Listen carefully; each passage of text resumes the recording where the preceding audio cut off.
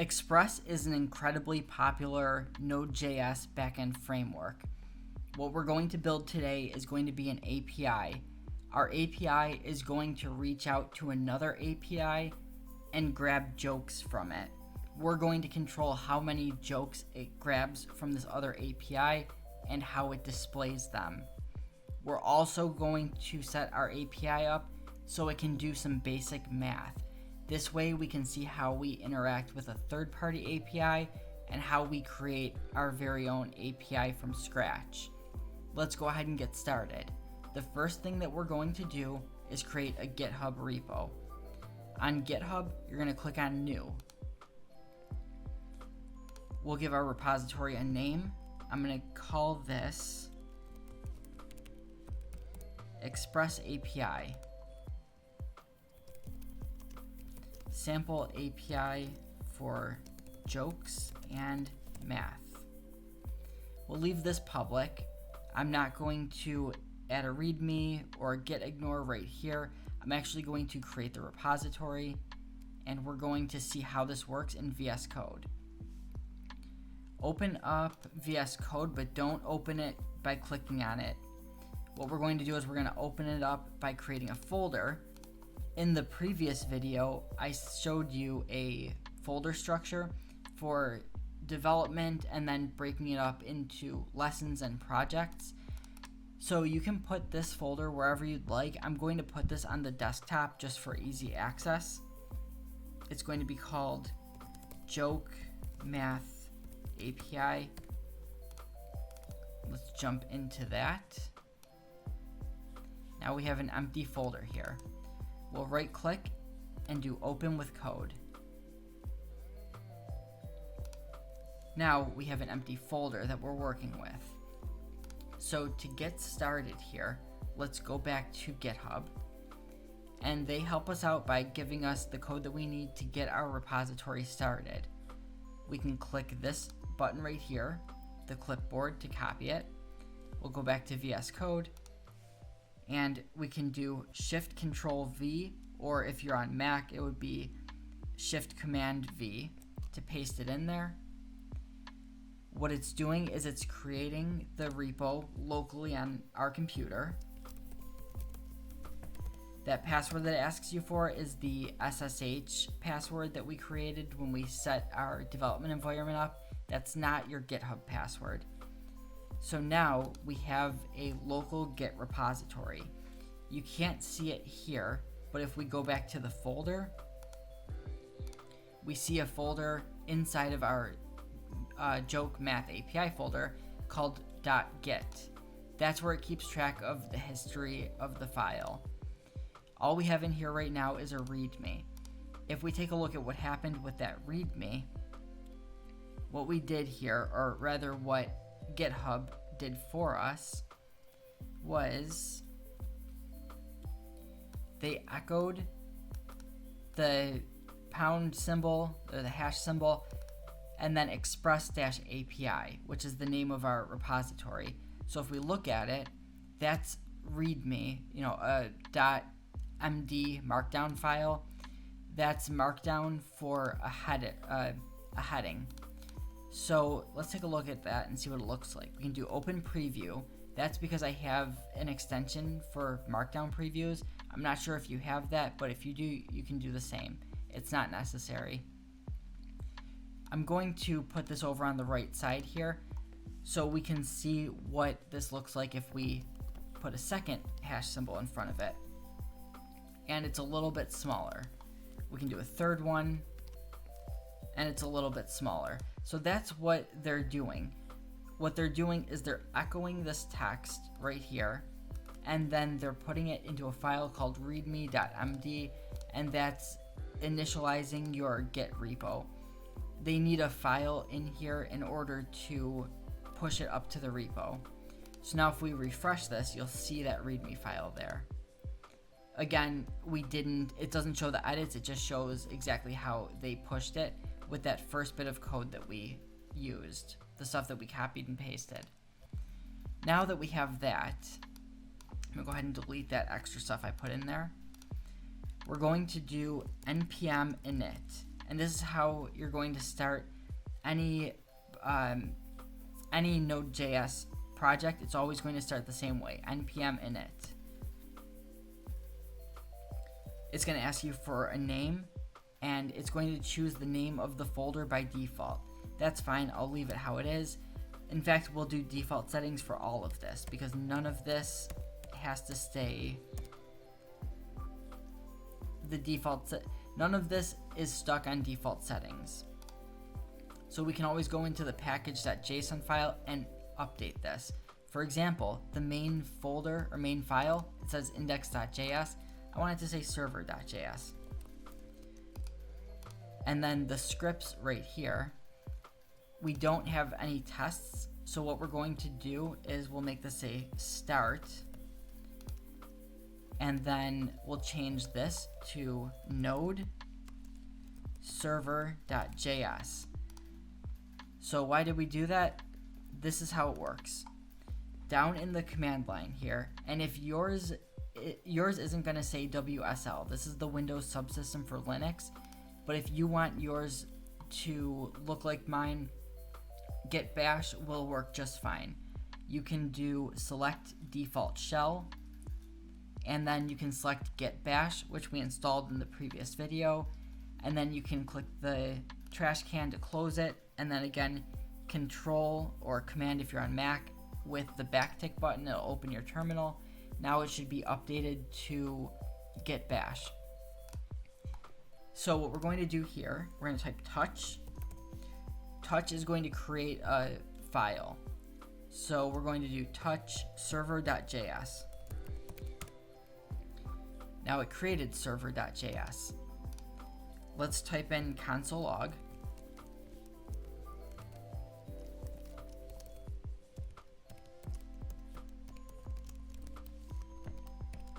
Hello world, and we'll save that. Now again, let's look at package.json, and what we did was we made a script called start, and it does node server.js. So instead of running the script, let's see what happens if we just type this in. Node server.js, and it's going to just run it, hello world. So to run the script, we're going to type in npm run start. And we more or less get the same results here. But this is how we're going to run our code. Once we have it written, we're going to run a script, and that's how it's going to run our code. So let's add another script here, and let's call it serve.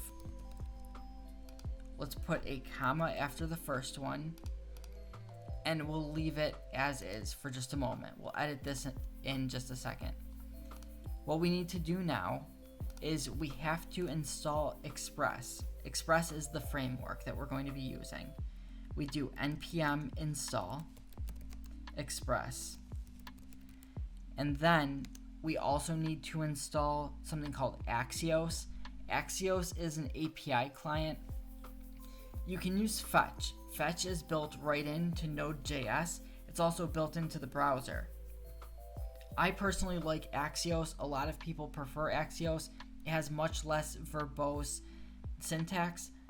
So you see a lot of projects these days that use Axios. A lot of people have sort of just accepted it as the industry standard package for APIs. So we'll install Express and Axios, and then we'll do -- save, and it's going to install these. Let's jump back over to the package.json file, and we actually have a little bit of an issue here. I didn't save this before I ran that script, so now we have a little bit of a conflict. I'm going to go ahead and close this. I'm going to say don't save. So now if I go back into package.json, all it did was delete that second script I put in there. That's perfectly fine. If you saved it and you still have it there, that's perfectly fine too. But let's go ahead now and start building a server. We'll start out by doing this. We're going to say const express.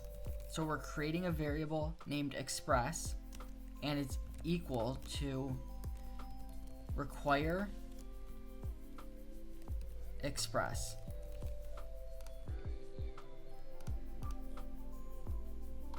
Now, in order to create the Express app, we're going to create a variable called app, and we're going to assign it to express being called as a function. So now we have an Express app.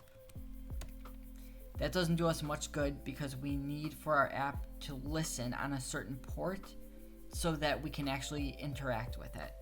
So let's define a variable called port as the number 3000. This 3000 right here, it can be anything that you want it to be. I always use 3000 when I'm building Express servers, but if you're using Firebase, for example, I think they give you a default port of 8080. If you're using Parcel Packager, they have a cool number for that. I forget what it is though. It might be like 1234. We're gonna go with 3000 because it's a nice safe number that I'm used to using. And now, in order to listen, we'll type app.listen. So listen right here, this is a function that our app has access to because it's a function built into Express. So we're creating our app by calling Express, and now we're able to call app.listen. So this is essentially, if you break it down, this is just like doing this. So let's go ahead and change it back to app.listen, and then we're going to call the port. So we could type it in here manually, and I'll do that for just a moment for demonstration purposes. Then we need to add a function in here. This is an anonymous function. It doesn't have a name. And what we want this function to do is just to print out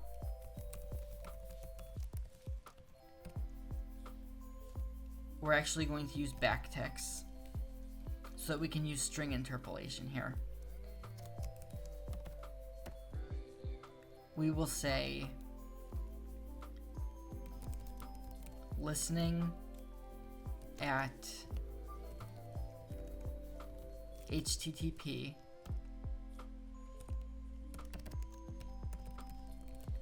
localhost 3000.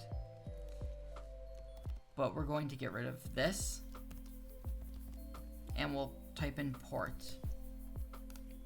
So now it's going to print out listening at port, or listening at 3000, localhost 3000. This right here, we're defining what port we want this to be. So again, we have this variable here, so we'll just type in port and it will know it's 3000. Same with this right here, it knows it's 3000. So let's go ahead and run this now.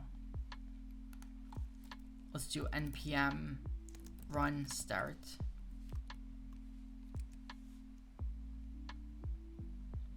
And it's listening on 3000. The problem with this is that every time we update it, we're going to have to stop and start the server again. In order to stop it, for the record, you do Control-C, or on Mac it would be Command-C. So there's a package that we can install that makes this much easier, and that's called Nodemon or Nodemon. I've heard it pronounced both ways. I say Nodemon, but I think that's wrong. So we'll do npm install Nodemon --save -dev. It's going to save this as a development dependency. What that means is that the end users, the people who actually access our app, they don't need to have access to Nodemon. It's strictly here just to help us with our development process. So now let's take a look at our source control. This is the stuff that goes to GitHub. There's a lot of stuff here. And the reason we have so much stuff in here is because this node modules folder is full of all of the dependencies from Axios, Express, and now NodeMon as well. So every time you install a dependency, it goes into the Node modules folder, but there's also sort of a tree of dependencies for each dependency that you install. So you end up with an absurd amount of files in the Node modules, and that's actually one of the biggest problems that people have with Node.js. But the good thing is, you don't send this up to GitHub. What we're going to do is we're going to create a file called getignore. We'll do touch getignore to create it, and then we'll type in node_modules, which is just the name of this folder right here. We'll save it, and now suddenly this jumps down to 5. So we only have 5 things that need to be updated to GitHub. So let's update our package.json now. We have start, so let's write serve, and that's going to be NodeMon server.js. So now let's try this. npm run serve. Okay, so it's listening at port 3000. What we'll do now is let's throw another console log in here. Testing NodeMon. We'll save it, and look at that. It prints it out. So you don't have to worry about stopping and starting the server now. So you've just created a web server. That's what you did. You could do this without Express by using something named HTTP. It's been a very long time since I've done that, just because I always use Express these days, but I think it would be...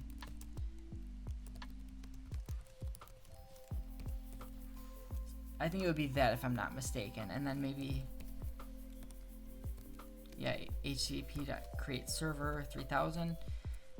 So it's just slightly more code, but it's realistically not much different. And the benefit of Express is that it gives you routing, it gives you all sorts of different things, but it doesn't require how you do it. It's not super opinionated. Let's go ahead and add our first route, and let's throw in some notes on here too. So right here at the top, let's put in a note. I do this by pressing Control \, and I'm going to make this say import packages.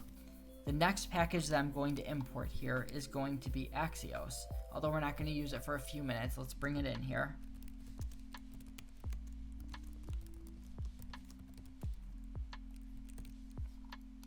So now we have Axios. We'll save it.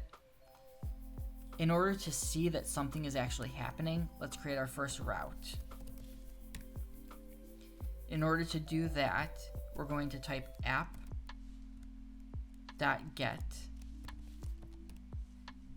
\, and this \, right here just means root. So if our website was website.com, okay, the autocomplete just filled that in. If our website was website.com, we're saying that if you go to website.com, we want something to happen.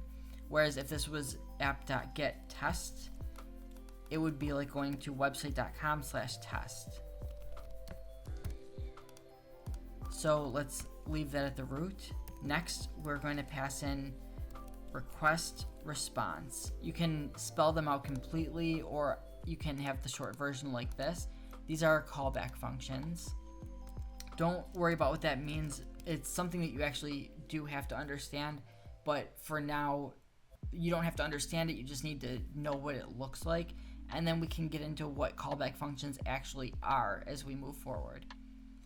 So app.get, and then at the root route, we want it to return. So response.send. We'll have it say hello world.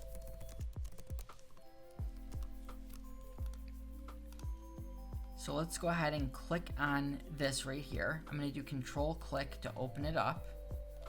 It's going to open the web browser, and there we see hello world. So we know that it's working. Let's try something a little bit different now. This isn't mine. This is a repository that belongs to someone else. It's just an API where you can get programming jokes, and it's really easy to use. You don't need to have an account. You just need the endpoint URL.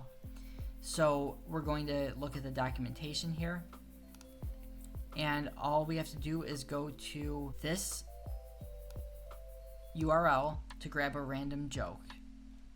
So let's go back, let's copy that and go back to our app, and let's throw in the word joke. And then before we send hello world back, above that we're going to type in Axios. So we're saying we want to make an API call. And what type of API call is it? We want to grab a joke, so it's going to be get, axios.get. The next thing that you put in here, so the first argument is going to be the URL. So let's paste it in there. Now, Axios is a promise-based API. So after we do this, we can say .then. So we're using dot notation to resolve the promise. And we can type anything we want in here. I'm going to name it response. Then we're going to create an arrow function. And let's just console log response. It's not going to work, but it's important to see why this is for some context. So no issues yet, but let's try going to /joke now. We're going to do /joke. Okay. So it did work. We have a joke right here. If you put 1,000,000 monkeys at 1,000,000 keyboards, one of them will eventually write a Java program. The rest of them will write Perl. That's pretty funny. But we have all of this extra information here that we don't need. So what we're going to do is we're going to narrow this down to response.data. And let's refresh this and see what we get back now.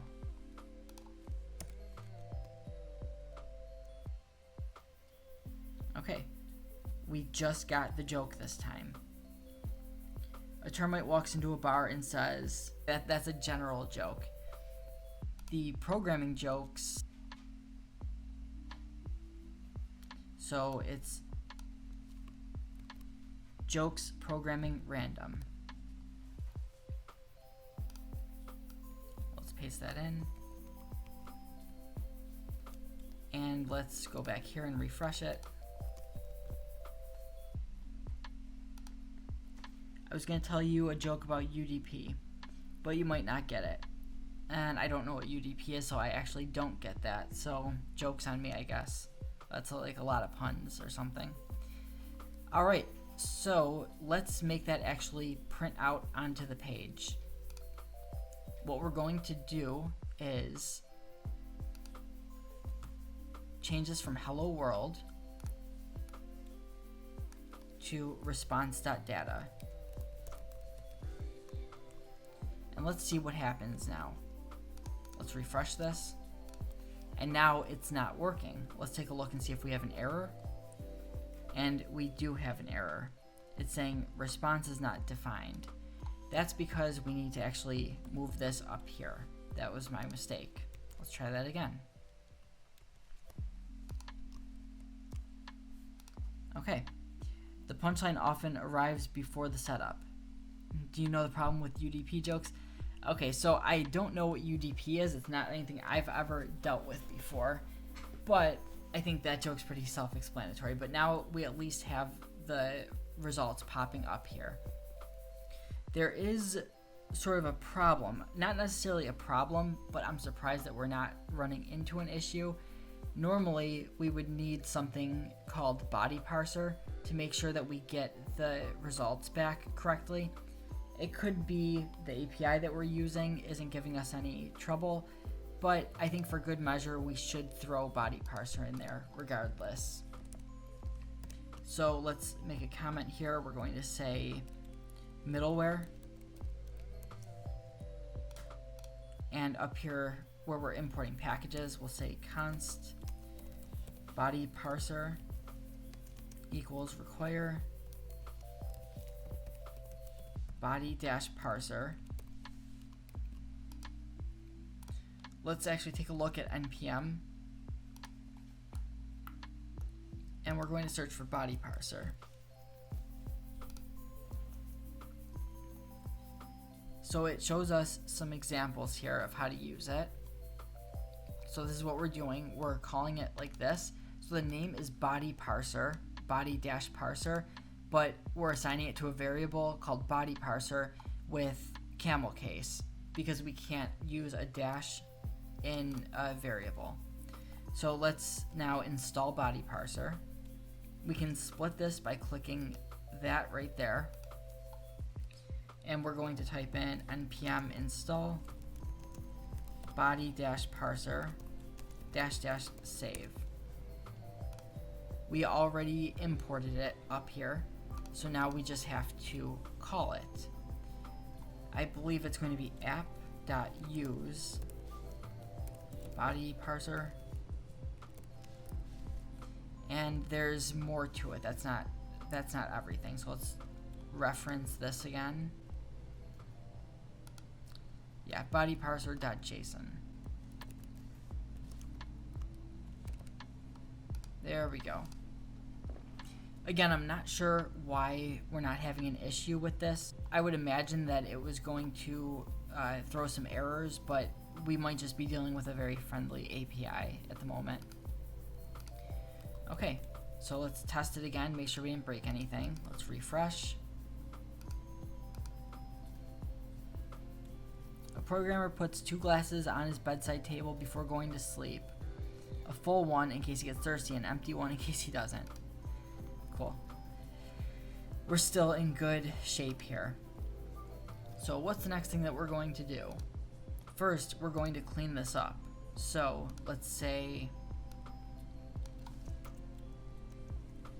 const joke equals response.data and then res.send joke. But since it's actually sending us a JSON object, we're going to update this to res.json. And again, let's make sure we didn't break anything. There are 10 kinds of people in this world. Those who understand binary, those who don't, and those who aren't expecting a base 3 joke. Okay, we didn't break anything. The next thing we're going to do, obviously, is some math. So let's start by making another path, app.get, and the path is going to be \math. And then we'll throw in our callback functions for request and response, arrow function, and then instead of doing axios.get, we're going to create our own endpoints here. So \math actually is an endpoint in and of itself. Let's just make sure it's working. We'll do res.send hello math. Go back to Chrome or whatever browser you're using. Let's type in math. There we go, it's working. So it's not very useful as is. How do we make this more useful? What we're going to do is throw in a parameter. So we'll do \, and then we'll put a colon here. And what this colon is doing is it's letting the route know that this is going to be a parameter. Let's just name it anything right now, just so that you can see what it looks like. Now, to access that, we're going to do request. That's this one right here. So request.params.anything. And let's assign that to a variable. So we have a variable called anything that's assigned to request params anything. Let's actually make this const because it's good to do things the right way, and we're not going to be reassigning this variable. So what do we want to send back now? Let's just send back anything. So what's happening here? We created a parameter named anything, so whatever we put through here after math is going to be turned into a parameter with the variable name of anything, and then it's going to print out on the screen. So let's try that out. I remember an episode of Arthur from when I was a kid, where they had a song that was A-A-R-D-V-A-R-K. I don't know if any of you remember that from your childhood, but I was just thinking about that, so we'll make it say aardvark.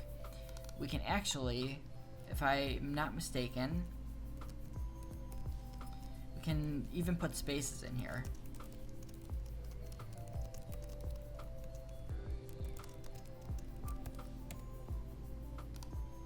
There you go. So that's how it works. That's a parameter. But we want this to do math. So let's make it say number 1. And then we'll put another parameter in here called number 2. And then if you remember the object destructuring, that's what we're going to do now. We're going to say const, and we want to pull out number 1 and number 2 from request.params.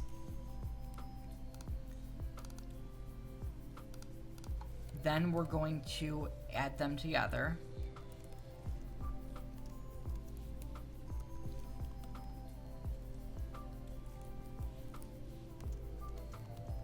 So we're creating a variable named sum and assigning it to number 1 plus number 2. And then we're going to send the sum back. So what do you think is going to happen here? If I had to take a guess, I think I know what's going to happen. I think it's going to concatenate the strings together. So /math, and then we'll do 50/100. Yeah, so we have 50, 100. It didn't add them together. In order to get it to add them together, we're going to use a function called parseInt. And this is built right into JavaScript. So we're parsing the string into an integer. So let's try that again. We'll save it. Let's jump back.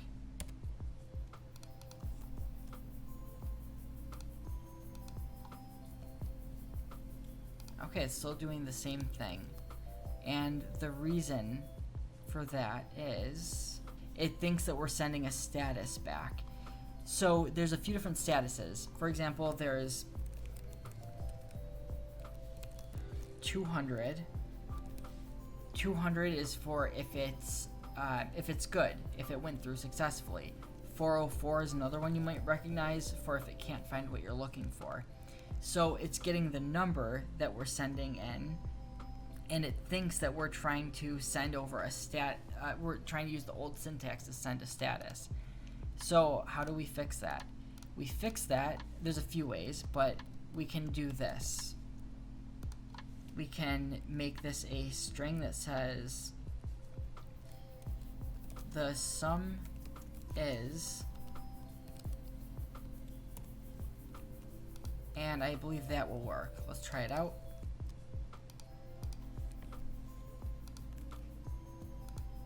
Okay, what is the issue we're having here? Okay, this is actually getting a little bit funny now. Apparently this was an old syntax that's been deprecated, but because we have the a string in here and then we have the sum again, which is a number, it again thinks I'm trying to do the same thing, even when I specifically state it's for status 200. But we don't want to play those games, right? So let's do it a little bit differently. We can delete this, and let's change this back to a string now. Still not 100% sure that will work, but I think we'll be good. Let's check it out. There we go, 150. It did the math for us. But addition isn't the only math that we want to do, so let's put a type in here. And at the very beginning, we'll have some conditional logic. We need to pull the type out. And then we'll say if type equals add, then, and we'll put a placeholder comment there, add. Else if type equals subtract,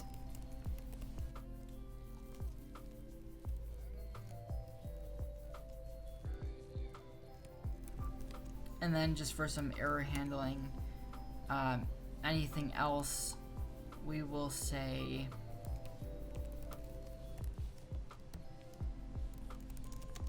unable to calculate. If it's addition, we want it to do exactly what we had it doing before. As a matter of fact, for all of these, it's going to start the same way. So I'm going to move this up here, parse them, and let's actually assign them to their own variables. We'll call it first and second.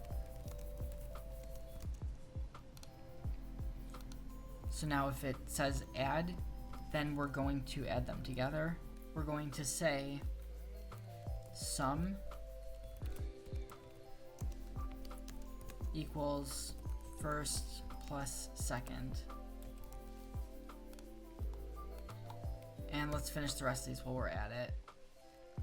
Let's change these all to value, actually.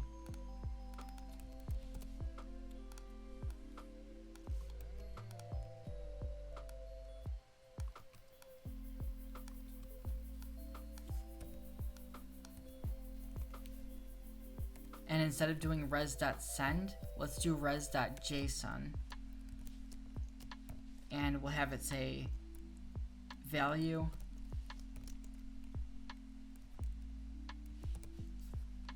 it's going to say value and then return the value. But what you can do with objects is if the name and what's on the left side and the right side is the same, you only have to put it in there once and it will sort of destructure that for you. So we'll paste this in for all of them.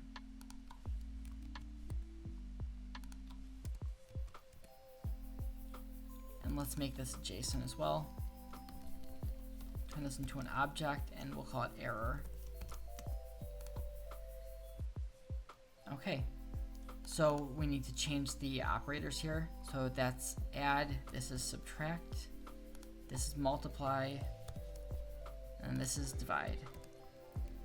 And let's see if that works for us. Perfect. Let's try subtract.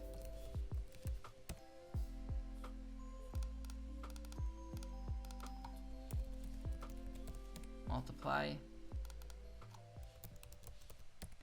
Divide. Okay. So far, so good. Back to the programming jokes. We can get one joke or we can get 10 jokes. So let's take a look at that API again. If we want 10 jokes, we can do this one.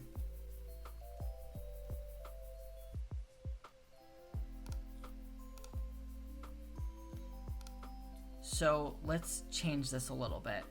I'm going to delete this top line and this bottom line right here. And instead, we're going to use this for a function. We're going to call it getJoke.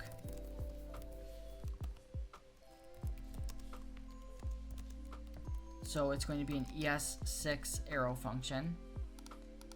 And we can throw this right in the middle here. So this is going to take 2 arguments. It's going to take the number of jokes, and then it's going to take the response callback. as an argument. I'll show you how that works in a second. This is going to allow us to still do res.send or res.json and send it back, even if it's not inside of the route. So let's go ahead and build a route again now. We're going to call this app.get \joke and then \count. And that's going to be a parameter. Then we have request, response, and then an arrow function. And now we need to actually parse out the number of jokes. So we're going to do this. We'll say count equals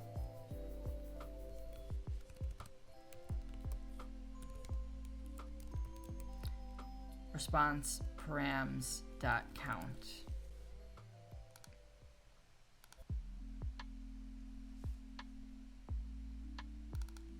I'll make that. The problem's actually that we forgot a comma right there. Okay, so we've got the count, and we're pulling that from this parameter right here. So now we'll put that conditional logic in here. We'll say if number of jokes equals 10 or number of jokes equals 10, and I'm going to use 2 equal signs instead of 3 because this is always, I mean, let's be real, it's going to be a string. It's being passed in from the URL, but there's just no harm in leaving it like that, really. So we'll create the code block there, and then else if, again, let's just copy this. And we should probably have 1 first and then 10 second. Okay. So we'll put the code block in there. This is for one joke, the one that we already wrote. So let's scooch this up to the top, and then we'll copy it. And we'll paste it in here. Now let's get the second one. 10 programming jokes. We'll paste that right there.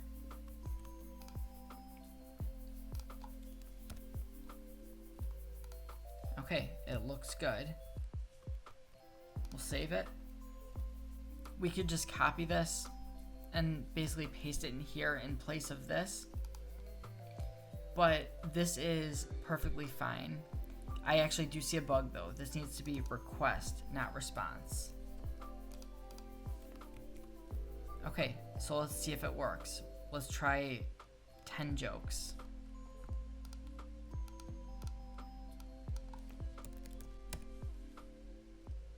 Okay, it works. We've got 10 jokes right here.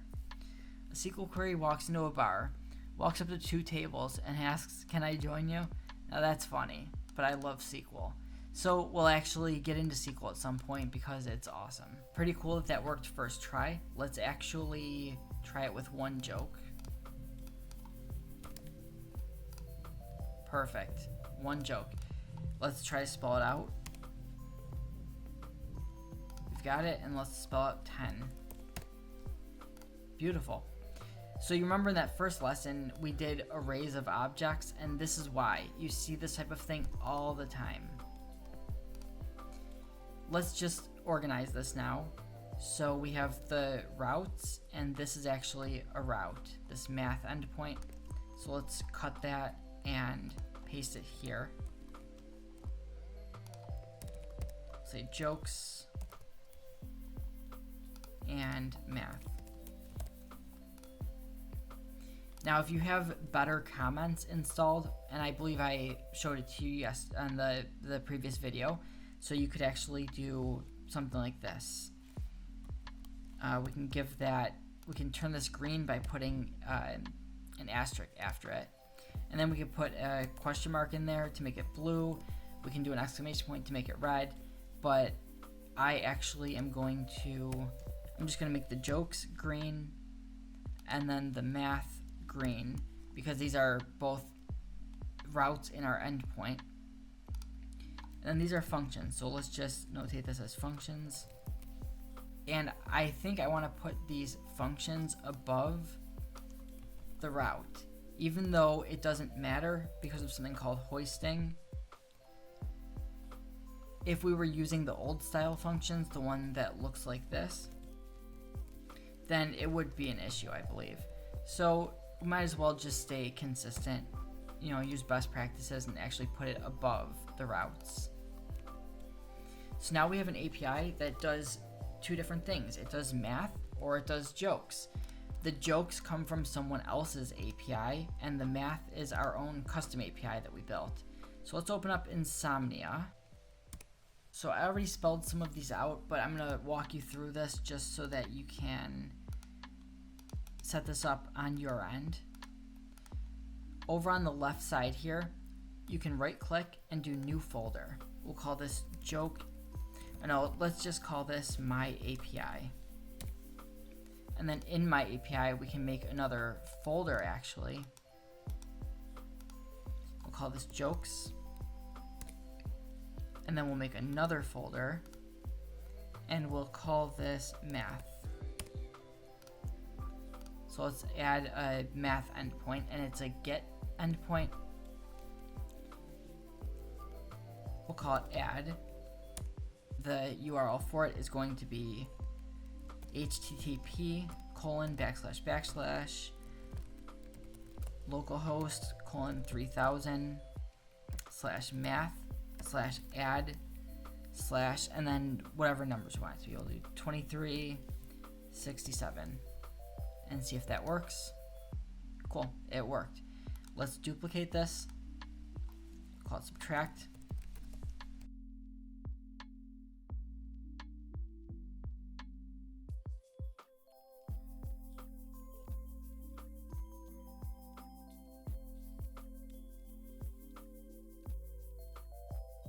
There we go, we have 10 jokes. So now we have it in Insomnia. So this is how you use an API client.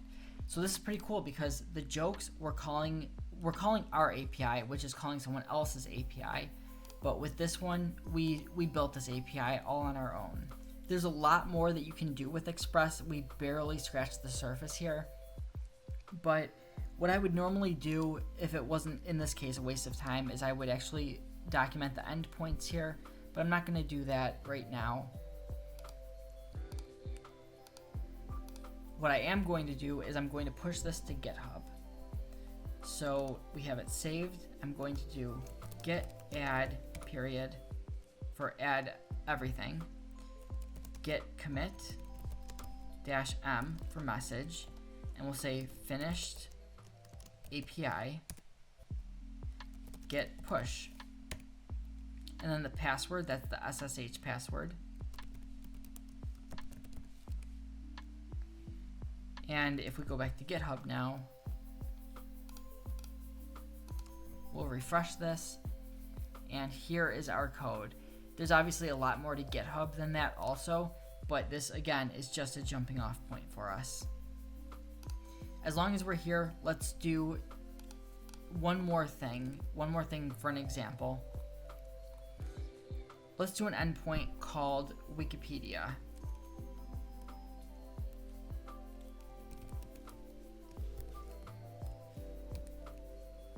So we'll do \Wikipedia, and then we're going to pass in request, response, and then the arrow function. And now we're going to call Axios.get, and we'll say URL as a variable. We're going to call then response arrow function, and then we'll say HTML equals response.data. So we'll console log that. As a matter of fact, no, let's not console log that. Let's do res.send HTML. And we need to confirm that this is a variable. So we need to name the URL. Let's do that. We'll say let URL equals. And let's go to the Wikipedia page for HTML and copy this. We'll paste it in here.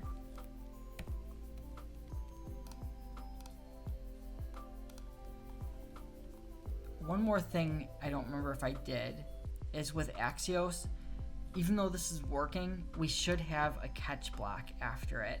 So if there's an error, it should know how to handle that. So let's do .catch. We'll name the error err,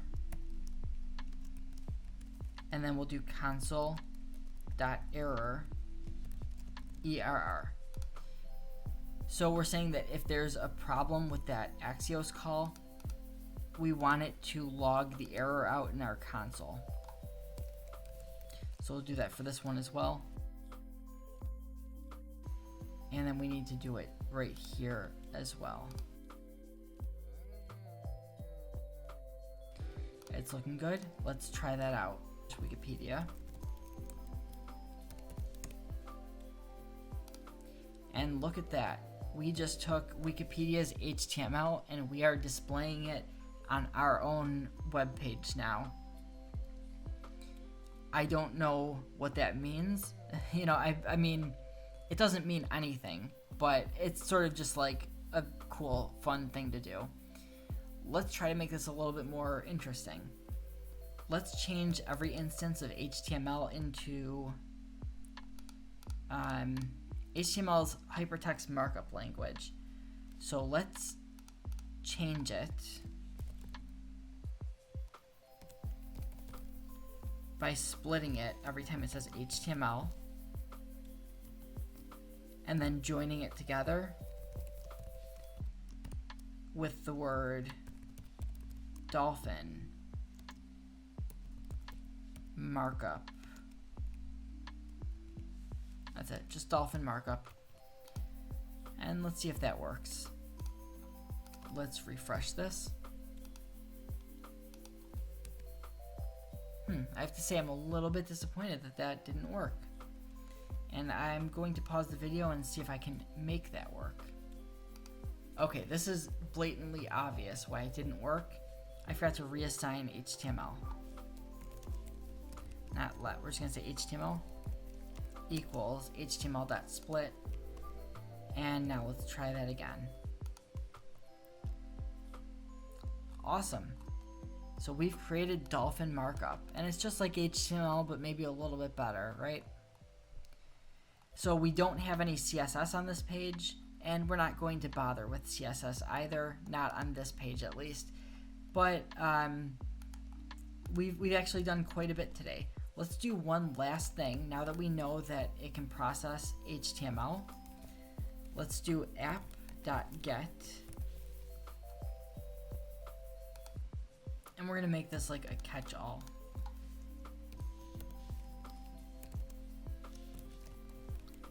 Request response.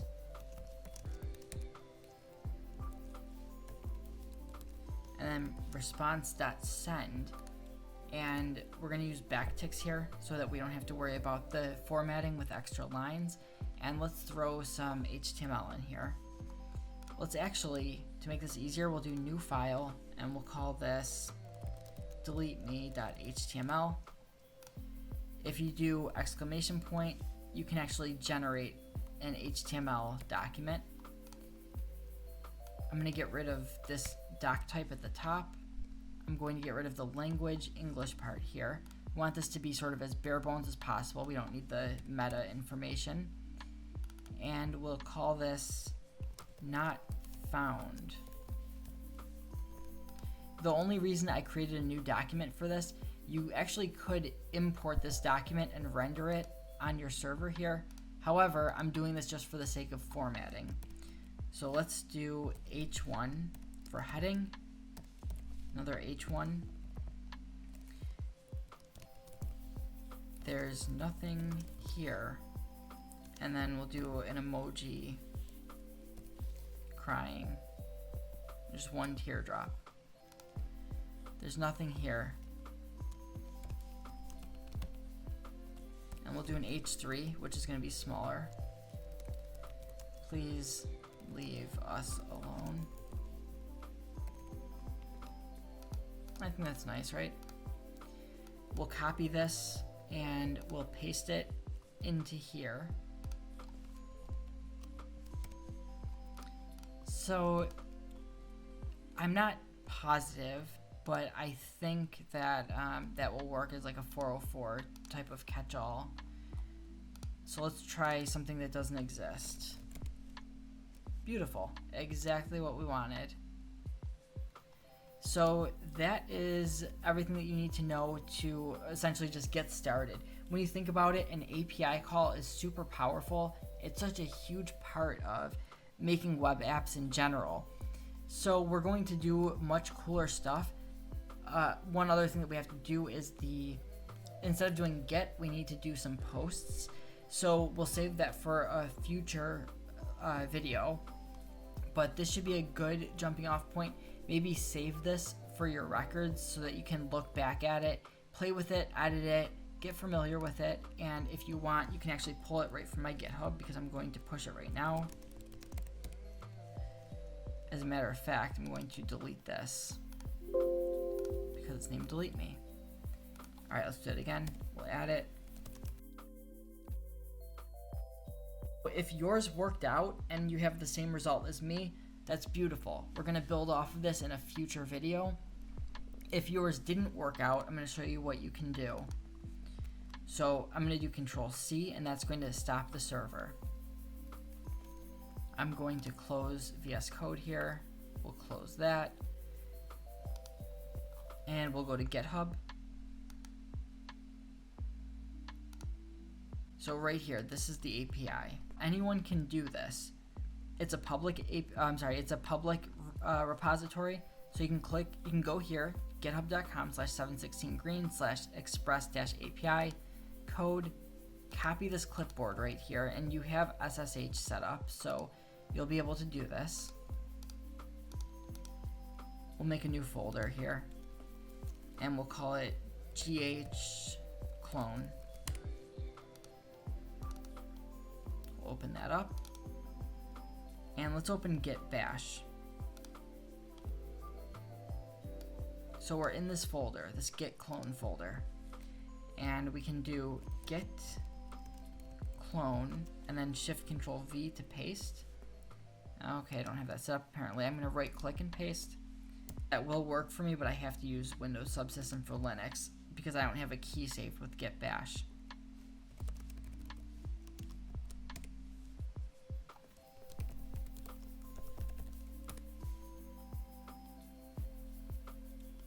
Alright, so I'll close this. And now if we go in here, we see this is the code. So you can just pull it from GitHub just like that if yours didn't match up with mine by the end. And then you'll have this for the next project because we're going to build on it. So I hope you guys enjoyed that video. If you have any questions or any comments, anything at all, please let me know. I'd love to know what you think about these videos. And again, I just have to throw this out there as always. If you haven't already, check out ProjectNext.App. This is a community that I'm working on building right now for our software developers to share the stuff they work on, and we're going to have sponsored hackathons. There's a lot that's going on here. It's just you're better off checking it out. This is all about becoming a better developer, whether you're a beginner or whether you're experienced. Every developer always wants to learn new technologies. So I created this because I didn't have it myself. I was looking for it and I couldn't find it. It didn't seem to exist. So this is like my profile on here. It's not the most beautiful looking thing, but it shows which projects I'm working on, which projects I'm following, tech that I want to learn, and then tech that I currently use or know. And I'm going to try to make it so that you can also like export a resume off of it. but ultimately it's a community. Once a week, we're going to meet up and go over our projects together on a Zoom call. So join and we're going to have a lot of fun. I'll see you guys in the next video.